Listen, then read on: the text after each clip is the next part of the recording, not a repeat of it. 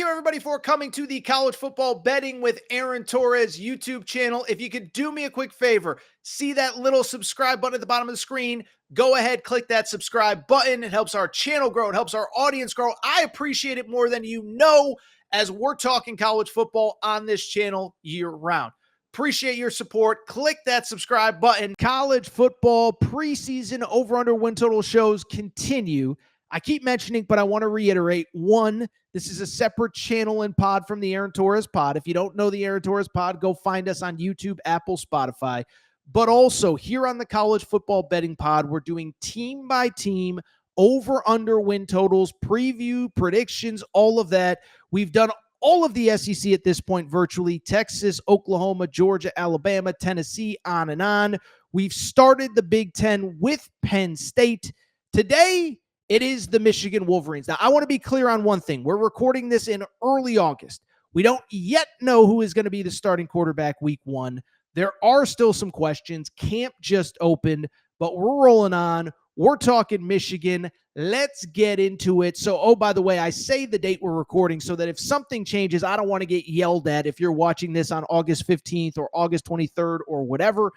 But let's get into the Michigan Wolverines. So, 2024 season, certainly interesting, but listen, Michigan fans, you could tell me, I don't want to call it a free roll, but you're coming off probably the best season in program history in 2023, undisputed national champs, prove all the critics wrong. You beat Bama and Washington in the college football playoff.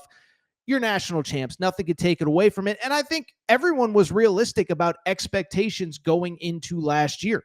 You lose 13 players to the NFL draft, whatever it was, 4 or 5 first-round picks, and you knew it was going to be an interesting year in the post-Harbaugh era.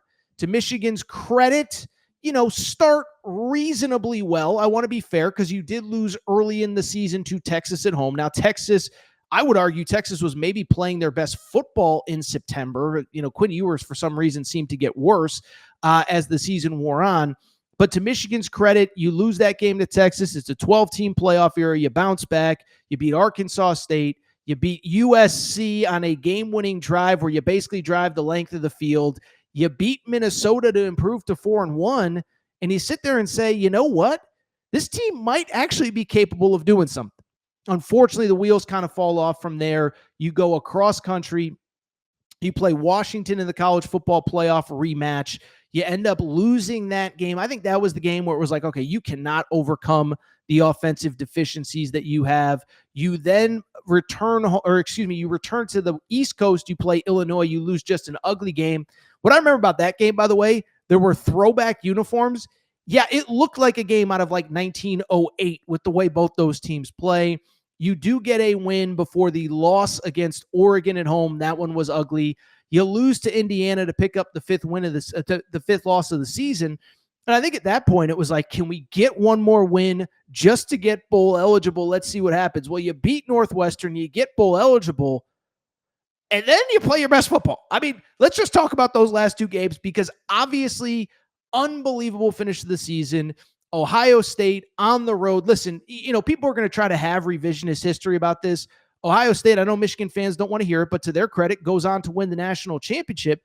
It doesn't change the fact that the school up north still has bragging rights over the eventual national champions. Listen, we all remember where we were, 21-point underdog on the road, find a way, plant the flag. Ryan Day is wandering around like just a lost soul.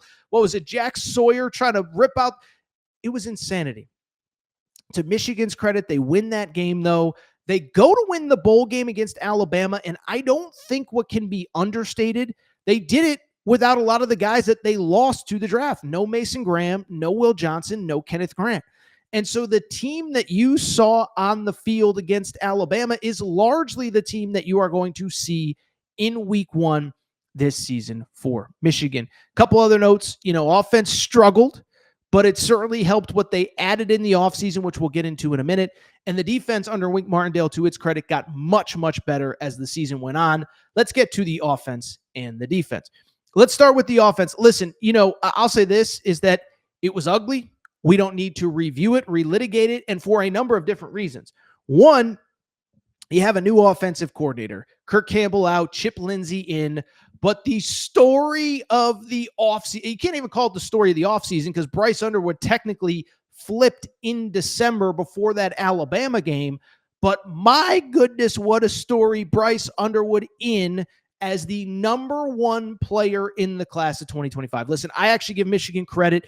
It's this NIL era now. We don't have to lie. We don't have to play games. You have the number one quarterback in your backyard. You need a quarterback. And Michigan just basically said, we're going and getting him. We don't care what it takes. We don't care what we need to do. We're going to go get the best player in this class, and they do it.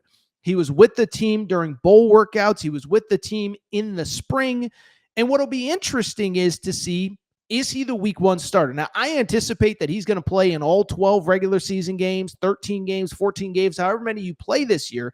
But obviously, I think to Sharon Moore's credit, this kid is, for lack of a better term, the franchise. And so they go and get Mikey Keene in the offseason from Fresno State.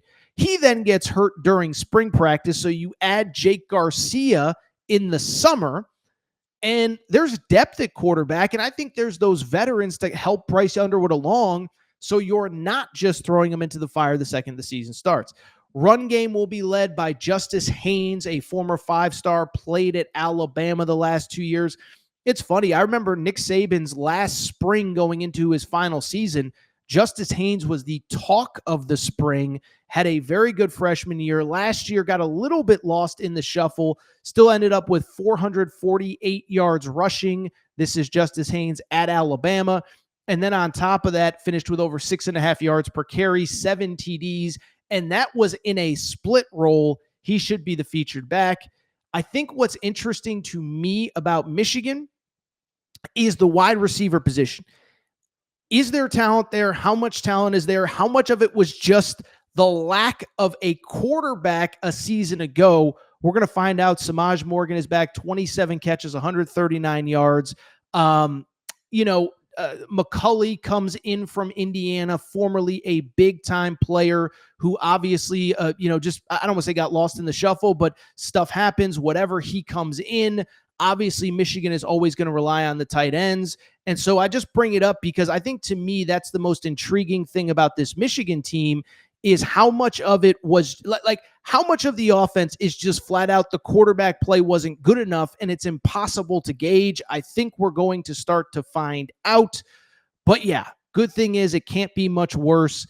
As I mentioned, again, just really hard to know about a lot of the offense. And again, I think what's also interesting is that, do we settle on a quarterback for week one? Does Bryce Underwood start week one? Do they ease him in? We're going to find out. Again, we're recording as fall camp is just kicking off. So if Bryce Underwood on August 10th or August 12th is named the starter, don't get mad at me because this is being recorded on August 3rd here on a Sunday. All right, defense. Let's talk defense. And listen, a lot has been lost. But I think we also have to go ahead and give a lot of credit to that defense and to their growth over the course of the season, okay? So Wink Martindale comes in, struggled out of the gate. And listen, it was his return to college football. He hadn't been around in a minute. They struggled early. But to their credit, last 2 games, they were completely lights out. 10 points allowed against Ohio State, 13 against Alabama. And then, all things considered, it worked out pretty well. Top 20 in total and scoring defense, top 10 in total defense, top 5 in rush defense. So it's not like they fell off that much, considering that you had a new coordinator, a bunch of new bodies. The defense was still there. As a matter of fact, I went back and looked it up. In Michigan's 5 losses, they didn't score more than 17 points in any of those games. It just put a lot of weight on the defense, and I think they're going to be even – I don't know if you could say they're going to be better. They lost 2 first-rounders, Kenneth Grant, Mason Graham. Will Johnson would have been in the first round if it wasn't for injuries. I don't think they're going to take a major step back, though, and I think kind of the culture and the infrastructure is there. Good news is, despite losing a lot of talent, they still do actually have a lot of talent on that defensive side of the ball. TJ Guy, back, 7 tackle TFLs, 5.5 sacks. Derek Moore, 6 TFLs, 4 sacks along the defensive line. So the defensive line One thing throughout this run the last decade, they've always had depth, always had the next guy ready to step up on the D line, and it's much the same. Rashawn Benny, another guy who's been around, 3.5 TFLs, 1.5 sacks last year. Also, Damon Payne, former 5-star from the state of Michigan, played at Alabama. He returns home. He should add depth. Defensive line, not a concern to me. Linebackers, you can see him on the screen. Ernest Hausman, he's been balling since that national championship team in 2013. He actually transferred in from Nebraska that year after Scott Frost was fired. That feels like a million years ago. But all Big Ten selection last year, 89 tackles, 7 TFLs, 2 sacks from the linebacker position. Beyond him at that linebacker spot, you have more depth and more talent. Jaysean Barnum is back as well, 66 tackles. And then the secondary, again, you lose Will Johnson, but some interesting pieces. Zeke Berry is back at corner, 2 INTs. Jair Hill is back at another corner after 5.5 TFLs, 1.5 sack. And I think Rod Moore is an interesting name. Played in 12 games during the championship run in 2023. Missed all of last year with injury. He's kind of the veteran in that group that gets forgotten. Well, I bring it up because he is back, he is healthy, and we will see if he can provide depth needed for that team. Beyond just that, let's talk schedule, because I'll say this. When you actually break it down, Michigan has low-key one of the more fascinating schedules in college football, and let me explain why. So you open week 1, New Mexico. I think you take care of business there. You then immediately go on the road to play week 2 at Oklahoma. Listen, you don't need me to tell you, that's a make or break game for both teams in that game. Oklahoma cannot, let me put it this way. We've done the Oklahoma preview. They cannot lose that game to Michigan. They just cannot, flat out, end of story. But Michigan on the road, it'll be intriguing. It's especially intriguing, by the way, because Sharon Moore will be there. Remember, Sharon Moore suspended for week 3 and week 4 against Central Michigan and at Nebraska. The argument from Michigan is that Sharon Moore is a former Oklahoma player. He wants to be there to be honored at his former school. Whatever the reason, he will not be available for the Big Ten opener at Nebraska, which I think is interesting. They then play Wisconsin, then they play at USC.